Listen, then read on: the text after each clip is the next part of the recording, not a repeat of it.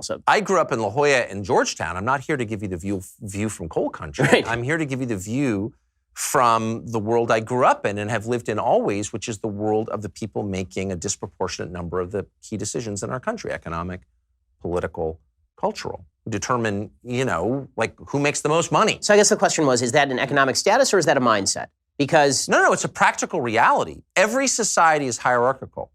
I'm not arguing against that. People are innately hierarchical. So are dogs. It's a mammal thing, okay? So you're not going to change that. There will always be people who are making more decisions than other people, who are making more money than other people. They are the people at the top of your society. What has changed from previous generations is not simply the magnitude of the concentration of wealth and power, though I do think as measurably that is more disproportionate than ever.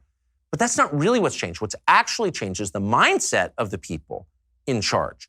They no longer acknowledge they're in charge, and they no longer acknowledge that they have a responsibility to the people whose lives they influence. So the robber barons who we learn, Carnegie and Rockefeller and Phipps and all the people that we learned to hate in ninth grade, those people, had a lot of flaws. And I do think the concentration of their wealth was a threat that did justify what Teddy Roosevelt did. Breaking up the trust was really important to allow capitalism to continue. But one thing I would say in their defense is they knew they were in charge.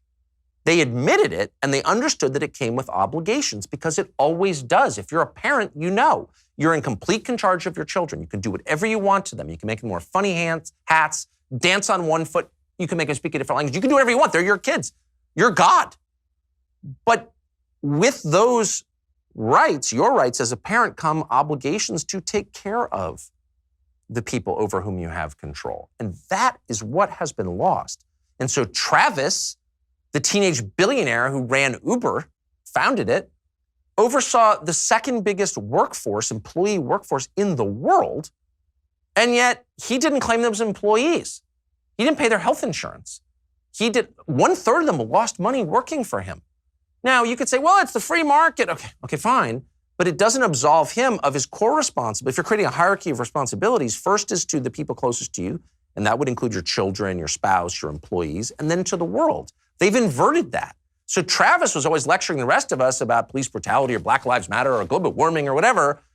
What he was doing was displacing his responsibility from the real and the tangible to the theoretical and cost-free.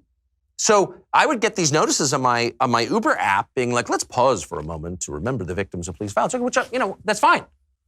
But before you start lecturing me about my moral inadequacies and about how you care more than I do, maybe you could pay for the health insurance of your freaking employees, pal, Mr. Teenage Billionaire Guy. So this is actually part of a much larger syndrome that grows out of the meritocracy the SAT created 60 years ago, that has convinced the people in charge that everything trust me, this is the world I'm from, that's convinced them that, of course, they're richer and better educated and, by the way, more attractive than the people in the great middle of the country, in the medieval parts of the country. Okay, that's all true. But they're convinced that they're succeeding because they're better.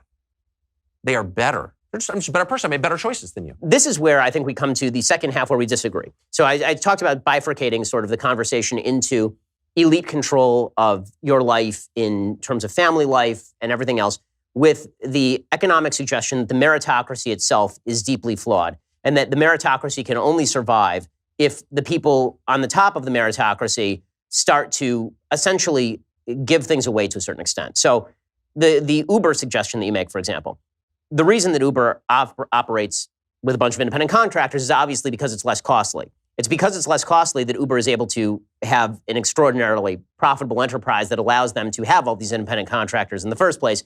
If you have employees, then basically you have a taxi medallion company, and that restricts supply. Obviously, that leads to increased pricing, which leads to more competitiveness with the taxi companies, a worse product for consumers.